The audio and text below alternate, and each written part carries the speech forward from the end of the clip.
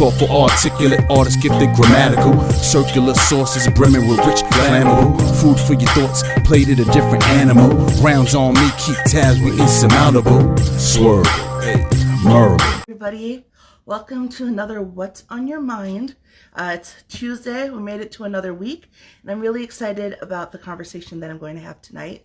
It's with Dana Lewis, and we're going to talk about mental health in the Black community. Every Tuesday night, I talk about mental health, but this month especially, we're focusing on Black mental health because it's Black History Month. Hello. Hey, what's going on? How you doing this evening? Good. Thank you so much for meeting with me. Yeah, thank you for having me on your platform. I'm glad to be here. Absolutely. I was telling everyone on Tuesday nights I do lives about mental health, whether it's mental health specifically or things that surround it. And this month, since it's Black History Month, that's our main area and focus topic. So I reached out to you, the urban counselor, to have a chat with. Would you like to introduce yourself a little bit? Yeah. So my name is Dana Lewis, also known as the urban counselor here on IG.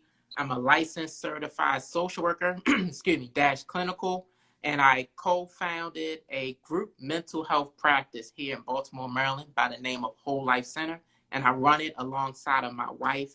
And I love working with men, helping men with their mindset, helping men shift their perspective, and helping men to heal.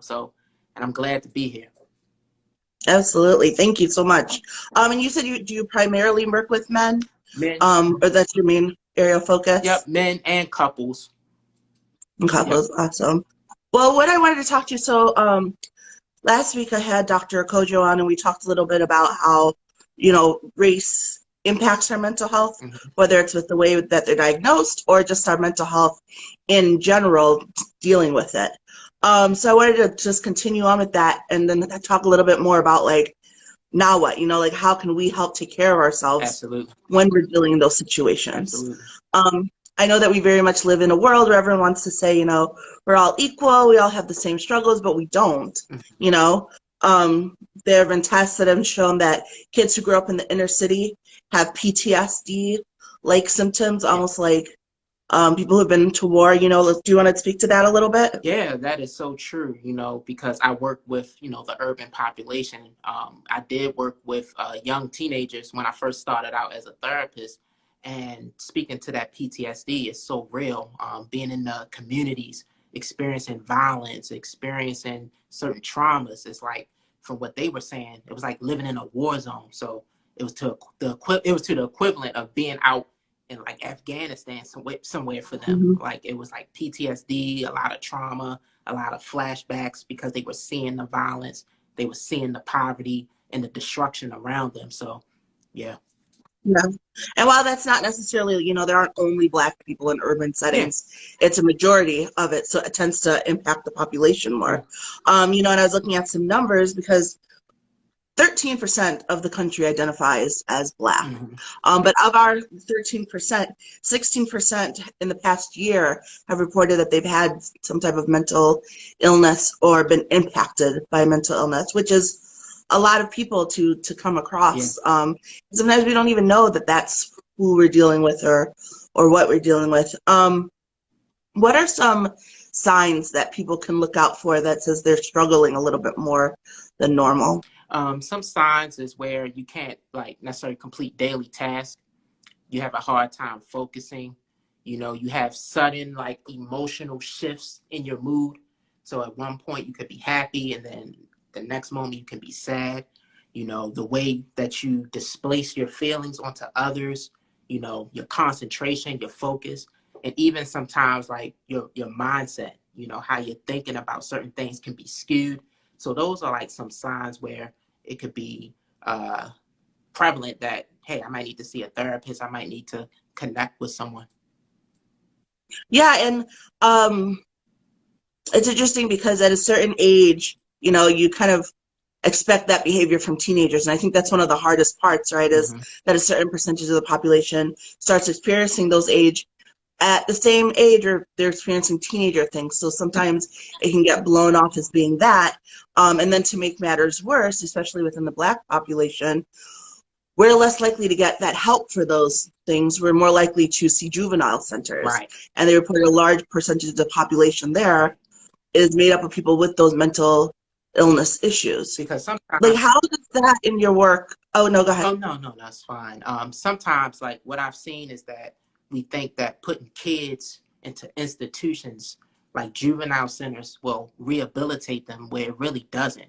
It causes them to be more inclined to jail-like behavior, if that makes sense. It's like they Mhm. become institutionalized, where it's really, from what I've observed, there's really no healing in those type of environments. But the true healing comes when we're working with youth, is really to hear them out, because a lot of times youth want to be heard and they're crying out for help. So in turn, they may do something that may get them in trouble, but 9 times out of 10, it's really a cry out for help. Is there any way that parents can advocate for their children more in those situations? Because when your child does get in trouble, it's kind of like human nature to be like, well, they got in trouble and they're saying they should go to this place and do this thing. Is there's ways that parents can advocate to get their child the help they need rather than necessarily putting them in juvie or some type of correctional situation? Absolutely. A parent can definitely advocate for their child's mental health. Just definitely just knowing their child and standing in their truth when it comes to their child, because at the end of the day, the parent knows all, because they're raising the child. Us as therapists, us as service providers, we just coming in from the outside. But I always would tell parents, hey, you know your child best. It's just like going to the doctor, right? The doctor can tell you, hey, you got this and this going on, but you know your body best. Not saying that you won't listen to the doctor, but at the same time, you have to stand in your truth. So I used to tell parents that, hey, stand in your truth when it comes to your child. You know your child, and speak up. Ask open-ended questions to these service providers that's looking to provide care for your child. Before you even go into the meeting, investigate their website. Look at their ratings. You know what I mean? Like, try to see if you can get testimonials about the services that they provided in the community. So do some research on that before going into the meeting. And also, too, what I would suggest to parents at that time is, if you can, rely on your village. Tap into your village. If you have any type of community support before you go to the service providers, look to see who's in your village as well that can support you with your child. Mhm. Yeah, and that's great advice, especially because unfortunately, as much as our community has mental illness issues, we also are the least likely to get help for it, Yeah. And the issues come from all different ways. You mentioned a little bit about the violence, like being in a war zone. Yeah. But also, like, as of 2018, 1 in 5 Black people live below poverty level. And people who live below poverty level are twice as likely to experience feelings of hopelessness and worthlessness. So then it's like, okay, well, I'm broke as a joke, which is causing me mental distress, but I can't go get help because I don't have money to pay for the help. And then it's like, how do they get out of that cycle or attack that cycle? And I want to touch on that. I'm glad you mentioned that. And I know we've heard the term that money doesn't bring us happiness. It brings me a lot of happiness. Say it again. It brings me joy. So it brings me a lot of happiness. Yeah, it does for me too. When my money is not funny. So what I'm saying is that, when we are experiencing financial hardships, we cannot snub the fact that it does play a part on our mental health, because at that point we're trying to survive and we're not really focusing on thriving. When you're in those tight financial strains, so it can cause a lot of frustration, a lot of anger. You're not even focusing on your wellness because you're trying to survive to make ends meet. So definitely finances does play a part in your mental health. And that's something that I do ask when I'm doing psychosocials. I ask a person about their financial status, because that does play a part in how you see the world, how you see yourself, and how you're able to even engage in thriving activities. Yeah, and I like that. I mean, even though it's hard to find some silver linings within COVID, Yeah. I think definitely one of them has been a lot more virtual providers have started offering their service, and a lot more free services have been offered, which is huge because, again, if you're already worried about poverty and just Right. making bills, you don't have time to pay $100 Right. something an hour therapist. Exactly. Even though you need it the most, probably. Right, exactly. And I'm glad you said that too, because during this pandemic, having telemental health has been just convenient for everybody that wants to tap into services, right? So just say, for instance, since we're talking about the money issue, right? Say, for instance, before COVID, right? Say, for instance, you didn't have money to catch the bus, but you knew you needed to get to a therapy session. You wouldn't be able to make it because you didn't have the money for the bus, right? So now Right. with the telemental health, you don't have to worry about that. You can be in the comfort of wherever you are and be able to receive services. So even though COVID has been chaotic, it's also been a blessing for those two to be able to receive mental health services more effectively, more efficiently, and yeah. Yeah, absolutely. It's definitely one of the few blessings that have come from it. Of course, a downside to it, I was at a conference a few months ago, and they were talking about how the rate of mental health and suicides has increased so much within the Black community compared to other communities. And in some cases, theirs have gone down and ours have gone up. Now, we've always had lower overall suicide rates than the white community, Right. except for we've had a higher rate of suicide attempts within the Black community. And I think that speaks to and goes back to what you were saying earlier about the violence and the just the stress. Yeah. You know, when we talk about the economics of it, all of that I think is what plays into that. And it seems, you know, like frequently we think, oh, they're teens, what do they have to worry about? But that's, I think, some of the most stressful time, I would say, right? Yeah, I would agree, because just think about it. As a teenager, you're trying to find your identity. You're trying to discover that. You're trying to discover what groups you belong in. And then on top of that, being a Black male or Black female in America, you know, you also got to think about that threat as well of being targeted because of your skin color, right? So all of that, if you take all of that and put it in a gumbo pot, that's a lot of things you have to think about, right? So that can cause a lot of stress for a teenager, even an adult, right? And it can make you feel like, wow, like I have to juggle all these things and it's a lot. And how do I manage this, right? How do I manage navigating in this world being Black, where I see on the TV screen, or even when I see things that are around me that may not be in my favor for success? So that can cause depression. That can cause anxiety for a teenager and or an adult, right? And it can make you feel like you're hopeless. And that's one of the things that I was looking at a couple days ago when I was just tapping into racism and mental health, is that it can cause a person to feel very hopeless, like things won't change. You know, we've been fighting for X amount of years and it's no change. I feel like I can't get ahead where other cultures, other races are getting ahead. What's the point of being here? So I've seen that. Yeah, I mean, I can actually speak to that because I I have clinical depression, so I have it anyways with the serotonins. But you know, in addition to clinical, there's also situational, and there's also different things that trigger it. And I can definitely say, like, the sense of hopelessness when it comes in, race it plays a factor in it for me, because I really do think, like, what's really going to change, you know? And I try to stay very, like, blinders on so I can focus on, like, I've learned that if I just take it in, like, I made a difference to one person, that's, you know, versus a huge change. But when you do step back and take a look, especially as someone who, like, loves history, for me, I'm just like, oh, okay, we're embracing natural hair and we want equal rights and all those things. And I'm like, well, what are we doing right now that's so different than what they did in the 70s? Right.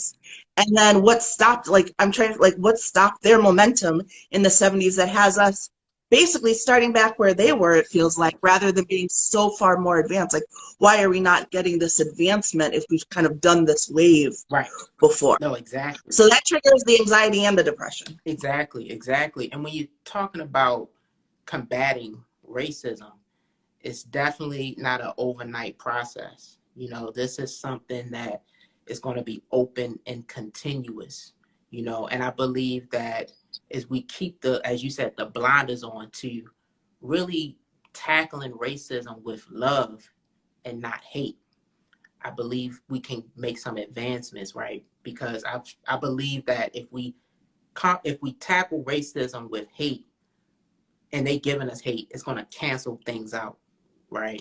So I believe that if we could just keep the perspective of how can we combat racism out of love? How can we combat racism out of strategy? And just remind ourselves that this is going to be an ongoing fight. Yeah, yeah, absolutely. I think that reminding myself that it's going to take a while, and then also, like I said, focusing on like what little things I can do, Yeah. because you can make little impacts along the way, which adds up if everyone sort of does it. Absolutely. So what are some other things that people can do if they are experiencing that? Because overall, racial tensions we can all say, are higher in this country Yes. right now. And part of it is because it's almost like it's the feeling of those of us who have lived with these racial issues, racial situations. Like, we've always known a lot of the things that we're speaking about out loud now. Mm-hmm. It's just we've never really talked about it outside of the Black community. Right. Things like having to work twice as hard, things like microaggressions that we face in the workplace. So there's stuff that's been around forever, but now we are talking about it, and we're putting it on the table, and we're saying we're not going to take it anymore, which is great.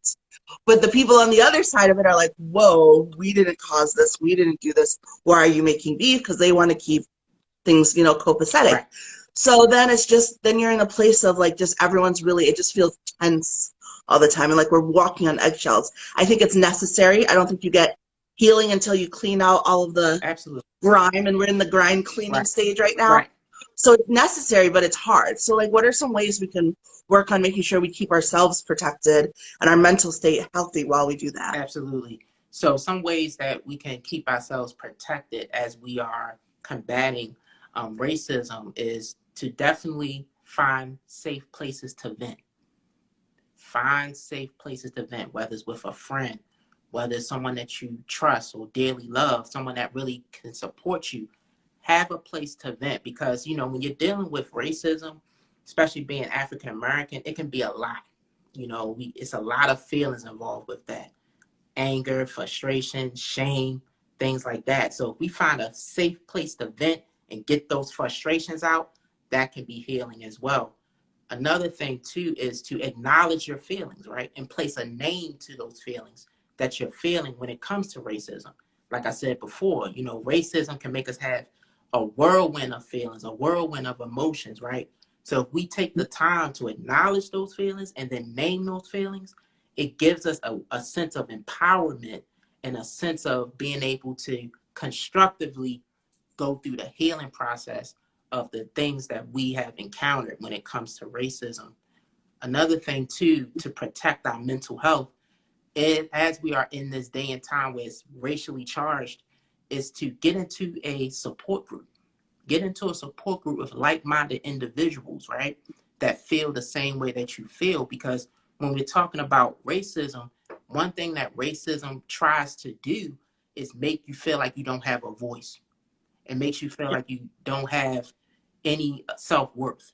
So being able to be a part of a support group helps to normalize your feelings, because it's people in that group that has like minds about what is going on in the country. So then in turn, you find your voice and you feel empowered, right? Another thing too, to protect our mental health at this time, as we are going through these racially charged times, is to step away from the noise for a bit. And step away from the noise. And what I mean by that is that as we watch the news is very strategic at times in running the same story that paints this racial trauma about a particular incident that might have happened in our community.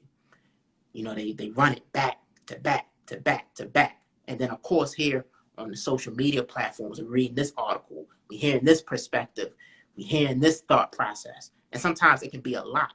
So if we take some time to pull away from the noise, go into some solitude, gather our thoughts, right? Process these thoughts so that we can come out of our solitude time and have solutions to the problem, and we can be better equipped to handle the racism all over again. So stepping away from the madness for a bit. Another thing too that I would suggest to protect our mental health is to definitely journal. Like, journal these feelings. Take some time to write. Take some time to scribe what you're feeling. Because again, racism can cause a lot of emotions to come up. And you want to be able to get that out of your system. You want to be able to detox those thoughts out of your system. So definitely I recommend journaling.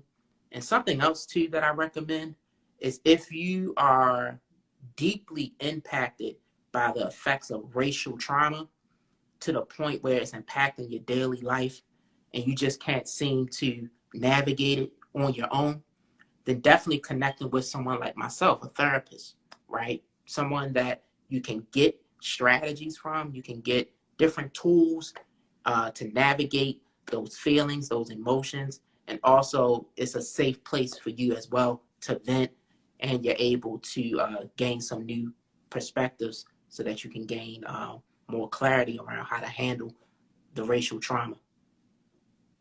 Those are all fantastic tips. I waver between which ones I try to practice as well.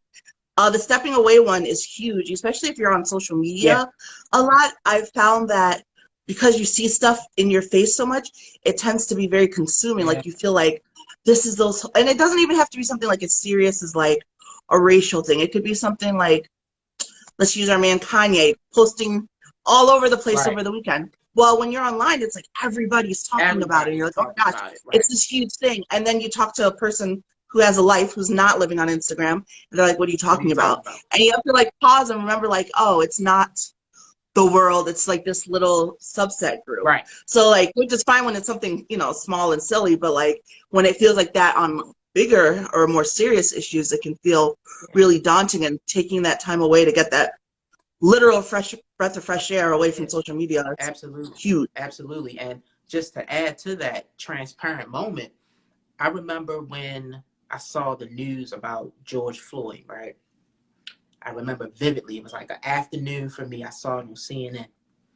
And I had clients lined up for the evening time, right? And when I saw it, oh my gosh, I was just exhausted. I was frustrated. I was angry. And then I was going through the platforms, just looking at different articles, different footage. And I started to get even more sad and angry, right? So I did what I just said here.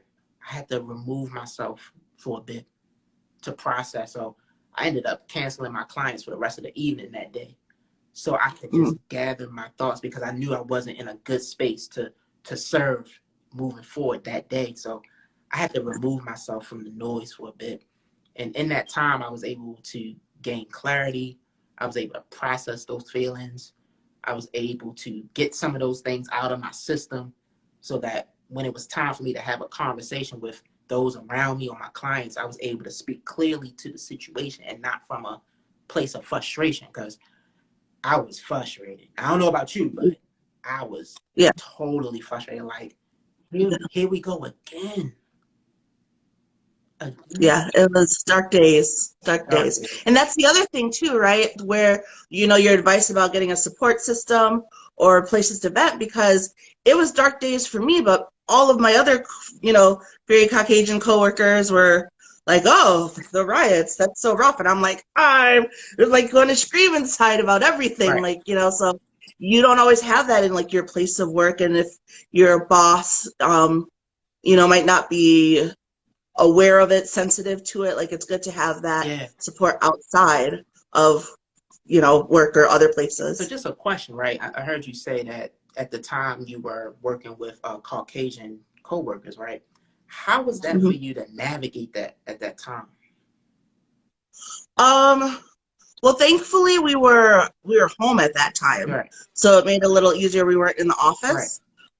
It was difficult for me overall because I am on social media a lot. I actually ended up pulling some of my friends in to do like a little course on racism Right. because I was getting flooded with questions. Because I've always grown up in a predominantly white neighborhood Yeah. anyways. So I was the token black friend just because that's what would happen. But I'm also the friend that people know that they can ask questions about race and like I'm not going to be offended and we can have like actual conversations with that. Right. Like that's very important for me to cultivate with my friends because I think there are a lot of people who are like, "Oh, I have a black friend." They've never talked to They them about never race. talk. They've never talked to them about their experience as a black person in Right. America. So you may have a friend who's dark in color, but that doesn't necessarily mean you have a friend where being friends with them helps you understand blackness at all. Right. But so since I've always tried to do that with my friends, they were raining in with the questions and the messages and the blah blah blah, and I was just like, which is good. Like I wanted it, but it was stressful for me because I'm trying to navigate that and then also navigate my own feelings Right. of feeling really upset. Like I was really, and I was upset about the death because anytime you see murder, Yeah. it's awful. Especially dealing with that type of situation again. But I was honestly upset at the people who were upset about like the riots and the protesting because it's like there's been so much peaceful protesting that you haven't paid attention to for years. For years, like that's what would like really set me off. Yeah. When people are like, "Oh, they should peacefully protest." I didn't know things were bad. It's like, what are you talking about? What have we been doing for years? Like, you literally did not pay attention until you saw a building burn. So while I'm never like, "Oh, go riots," it's kind of like clearly that's what it took for you guys to Pay wake up, which attention. is really unfortunate. Right. Right. And that's the So, thing. Sometimes it takes chaos to spread light on something that's already been going on, that's been done peacefully, which is mhm. unfortunate and sad. Very unfortunate. So I also want to talk to you, like, aside from the actual, race, dealing with race, just mental health in the Black community is hard, Mm. right? Because we're very much a community of like prayed Pray away, it and away. you Yeah. know, that's white people's disease, and Yeah. that's weak, and blah blah blah. I love that you deal with men because do you ever try to get a Black man to go to therapy? Like it is It can hello, be tough, so difficult. because So what are some like what's a good way to approach that? Because we're coming up against all the years of what's engraved in them to be masculine, to be men. How do you talk to them and approach them to say it's okay to be vulnerable, it's okay to need that help? right. I always say this, as men, we can only be strong for a period of time. It's going to be a point where you crack, right? And expressing your emotions as a man doesn't make you weak, it makes you wise. Because a lot of times we think that as men, Black men sometimes, we think that expressing our emotions make us look weak, but no, it makes you look wise, it makes you look strong. Because again, like I said earlier, like the body wasn't designed to hold in all of those feelings, right? So we, as men, we have to get those things out. And then also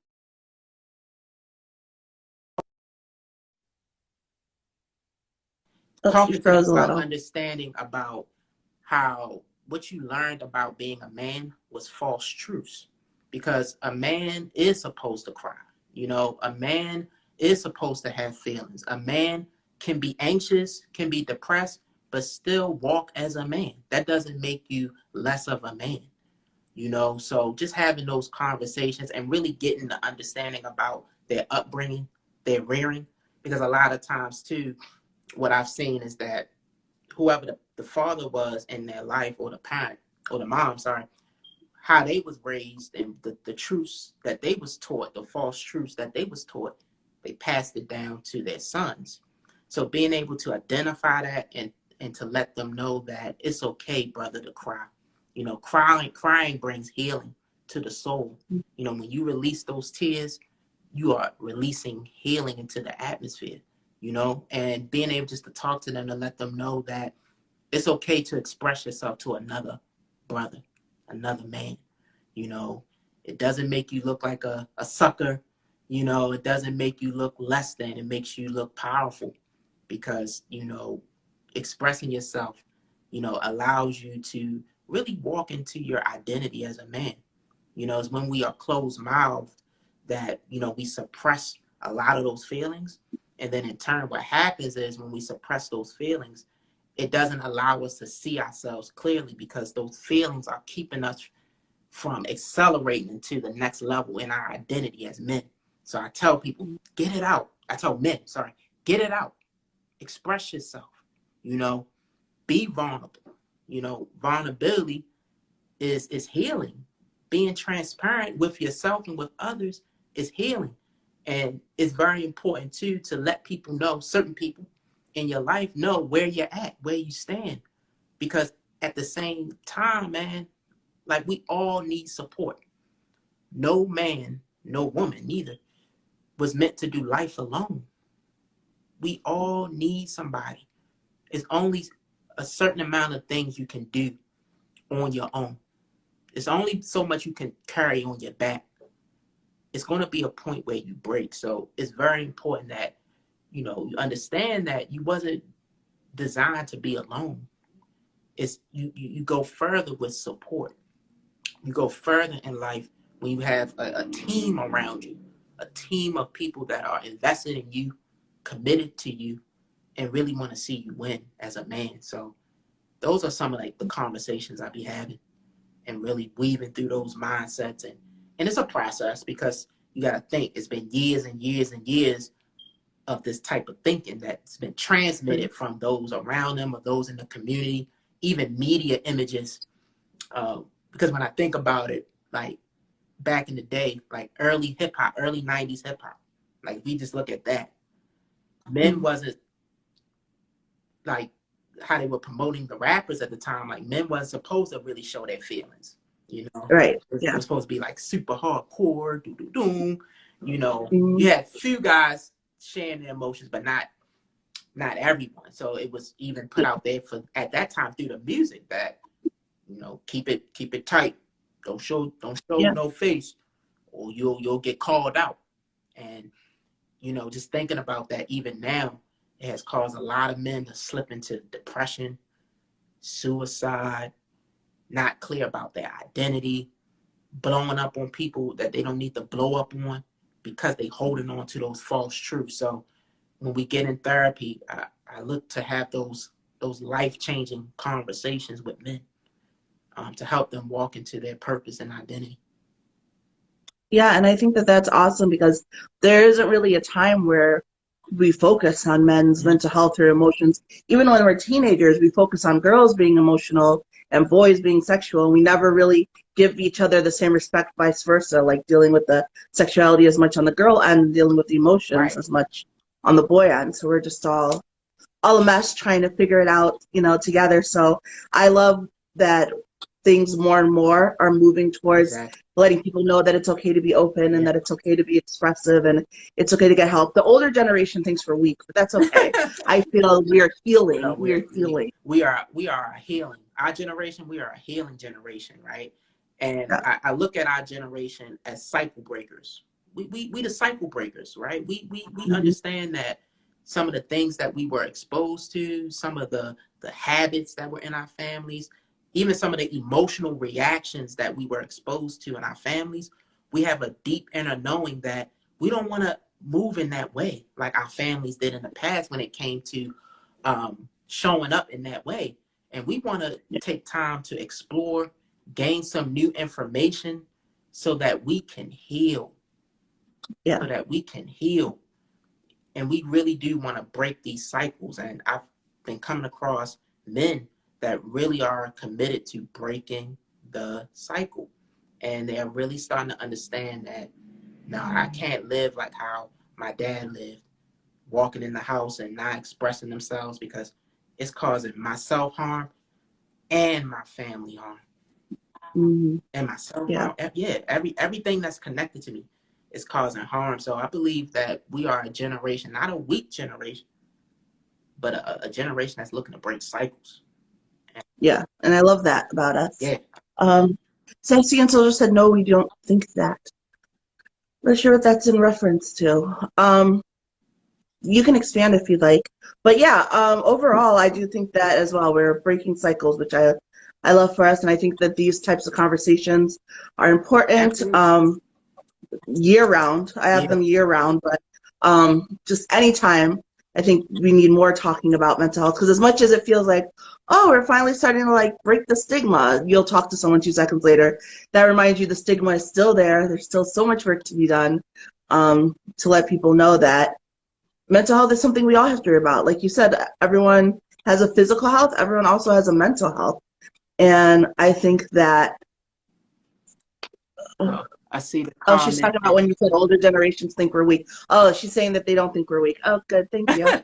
But, Yeah, but yeah, it's just, and that stigma's still there, and we still have to just keep educating. Like you said, come from a place of love. I always come from a place of trying to just educate and add knowledge, because I think a lot of times what the problem is that like people don't know what they don't yeah, know, and they just know what they've been yeah, taught. And until someone comes and tells you that thinking is wrong or there's different right, thinking, you don't really have a reason to think that there's anything wrong with that. right. And that's so good that you mentioned that, because one of the things that I remind my clients of is that gaining knowledge is healing. If you want to break a stigma, you got to combat those false truths and gain knowledge. So whether that is coming to therapy to gain knowledge, we got social media now where it's different pages where they're sharing tips and things of that nature, which doesn't substitute for therapy, but Right. you can still gain knowledge. So I really believe that if we want to break the stigma, we got to keep having these conversations, even on a personal end, look to seek knowledge so that you can really gain an understanding about what is mental health, what is therapy. Even if you know a therapist that's in your community, if you feel comfortable reaching out to them for a consultation, just to ask some questions. So it's multiple ways that you can combat the stigma. But most of all, I believe that we got to keep talking. Like you said, this can't be a one-time event. We got to keep talking. Even talking, as my sister Sassy said, talking across generations as well. Like gaining an understanding about what they thought about mental health and them gaining an understanding of what we think about mental health, and look to collaborate so that we can Yeah, break the stigma as a village. So I think that's major. Keep having the absolutely. convo. Yes, and I'm so glad that you joined me to have this conversation Yeah, and talk about it. Joe Creatives asked if it will be saved.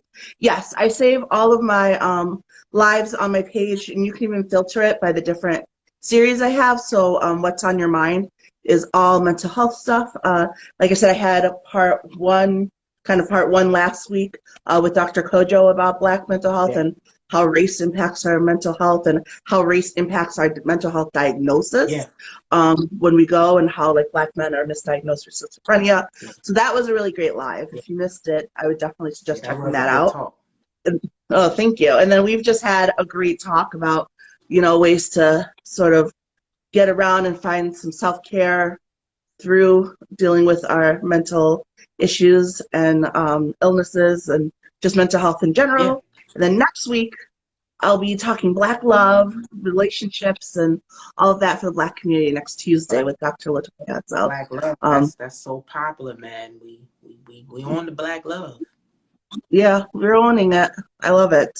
But yeah, thank you so much. This is such a needed Thank you conversation. for having I me. appreciate it. It'll definitely be saved, and hopefully we'll chat again Yes, sometime. definitely looking forward to another time with you.